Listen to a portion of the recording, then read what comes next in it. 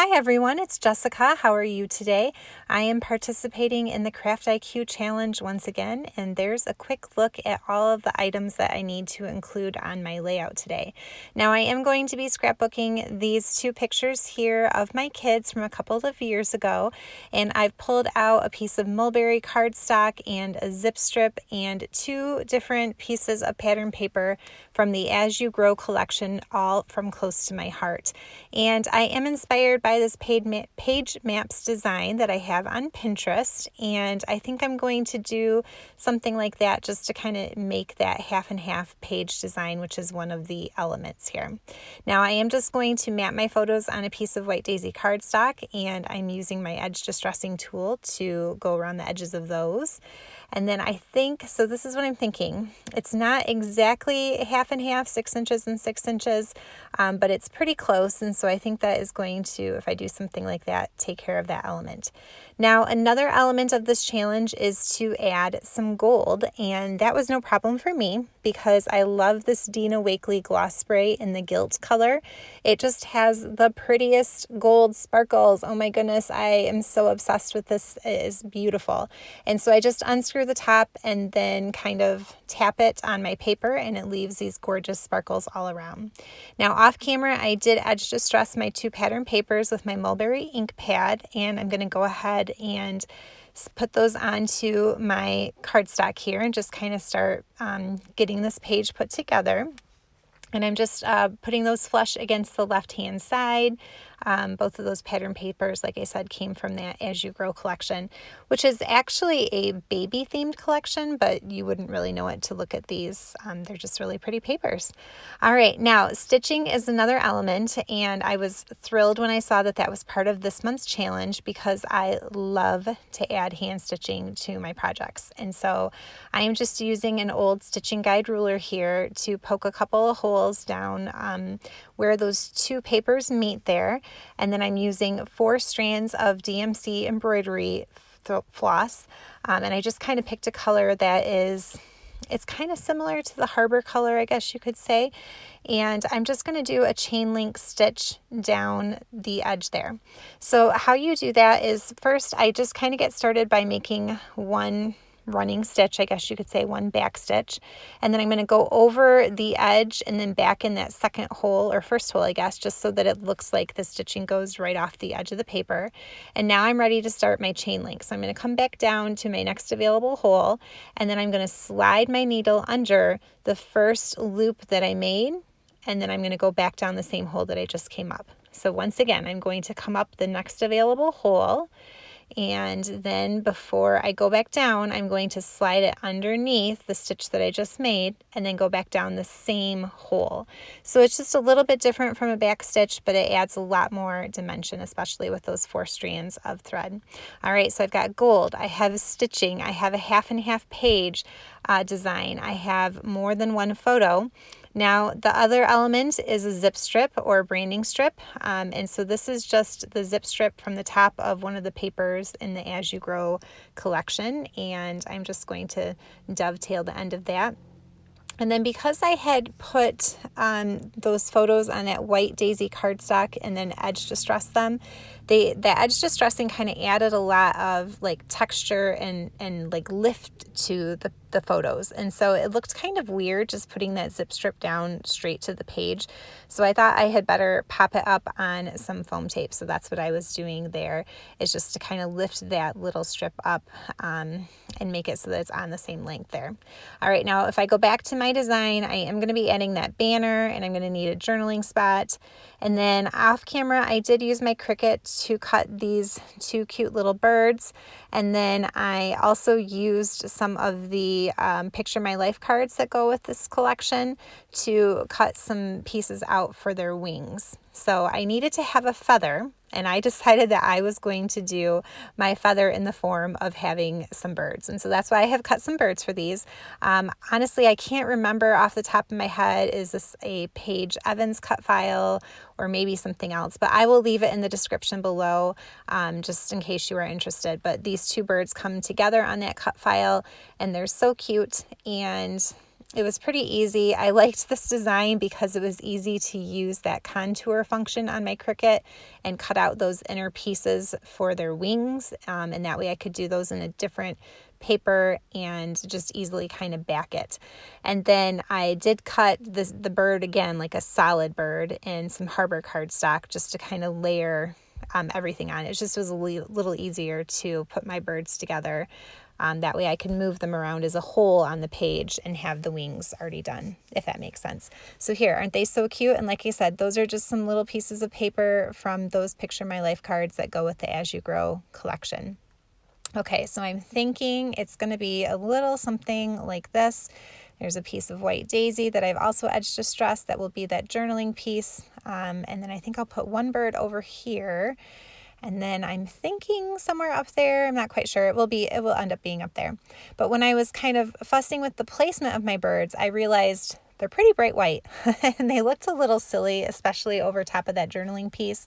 So I have just pulled some Tattered Rose Distress Oxide ink and also peeled paint.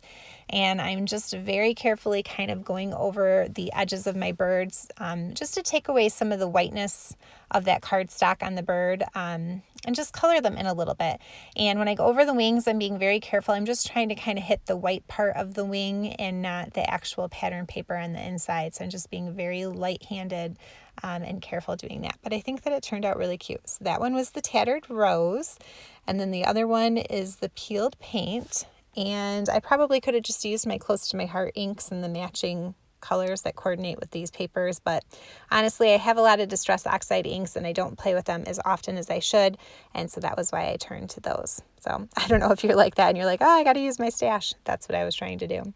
All right, so now we're getting all of the parts and pieces down. Let's get that zip strip down on the foam tape, and then I'm going to put the photos down above and below. And yeah, this is just really kind of starting to come together once I got all of those little embellishments and the birds taken care of. And I really like how this is turning out. I went in a very different direction from how this could have gone based on the challenge. You know, this very easily could have been a Thanksgiving type layout because of the different elements, but that's not how I went.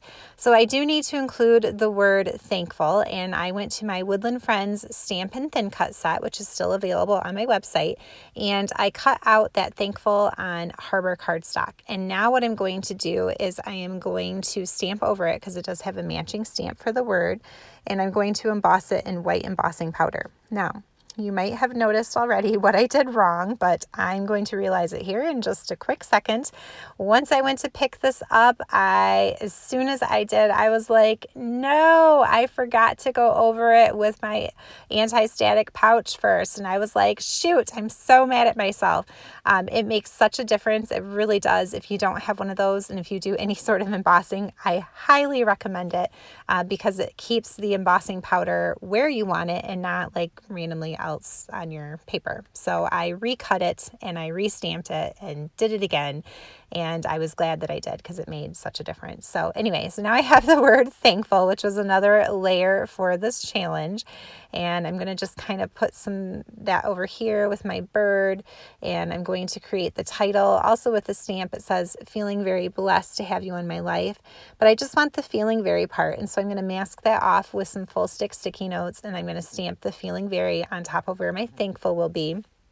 Now, I did this as my title and I kind of went in this direction. Like I said, this could have easily been a Thanksgiving sort of layout, but I went with this because my pictures are actually from the last few days of school for my daughter. This is when just my oldest was in school, and I'm a teacher and I actually teach in a different district from where we live and where my kids go to school. And so sometimes it just sort of happens that our schedules are not the same. And that particular June, I had gotten out of school a week before she did. And so I was just feeling so grateful and thankful to kind of have that like random time at home with my younger two kids. And the school was literally just at the end of our road. And so we would kind of walk her to school in the morning, and then we'd put my son back in the stroller and walk back in the afternoon to pick her up.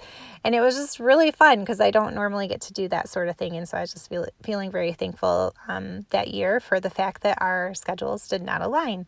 And so now what I'm going to do, I need to add that banner part, which was part of that page maps design. And I literally used scraps, nothing but scraps out of that Picture My Life card stack. And I didn't use anything that wasn't like already cut into a tiny little piece. And so this was just a really great way to kind of use up some of those pretty little papers that sometimes I feel silly for hanging on to them because they're such tiny pieces, but I'm like, but maybe one day I'll want to use them. And sure enough, here was the perfect opportunity. So if you're like me, I mean, there is a reason we call this scrapbooking, right?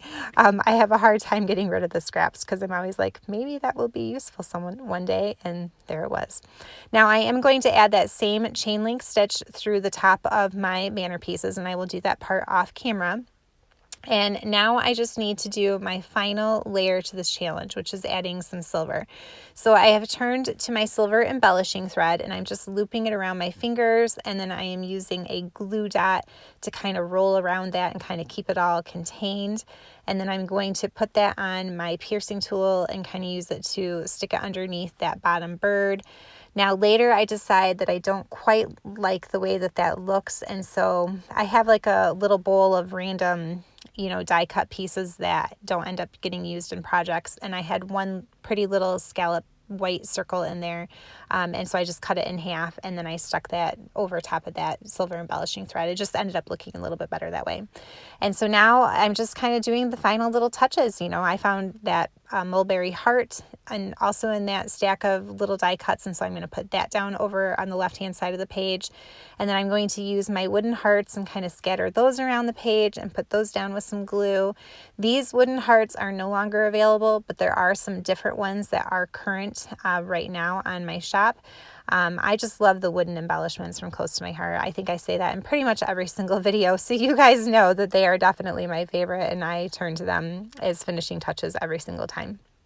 Now, I was feeling a little guilty that I hid so much of my silver embellishing thread, and that was one of the layers. So I found these really old pieces in my stash, and they're silver, and so I thought, well, maybe I can kind of put those somewhere. And even though they are very old, they were still very sticky. And so I actually had a little bit of trouble getting off the carrier sheet at first. And then later, once I had a couple of them down, I thought, I don't know if I love those on here, but they were so sticky. I thought I better not even attempt to pull them off because surely I will rip my paper or ruin something. So I just went for it. And that way I added a little bit more silver. So I have silver and gold and more than one photo and a half and half page design and stitching and the word thankful and then feathers on my birds. And so those are all the different layers for this November Craft IQ challenge. I hope you guys have enjoyed watching and that you feel inspired. There are a bunch of ladies who are participating this month, and all their videos are linked down below. So make sure that you check out how they interpreted the different layers for this challenge. I had a lot of fun, like I said, doing something that was, not Thanksgiving-ish, although I certainly could have gone in that direction. And I just love documenting time with my children. All right, guys, thanks for watching. And as always, happy crafting.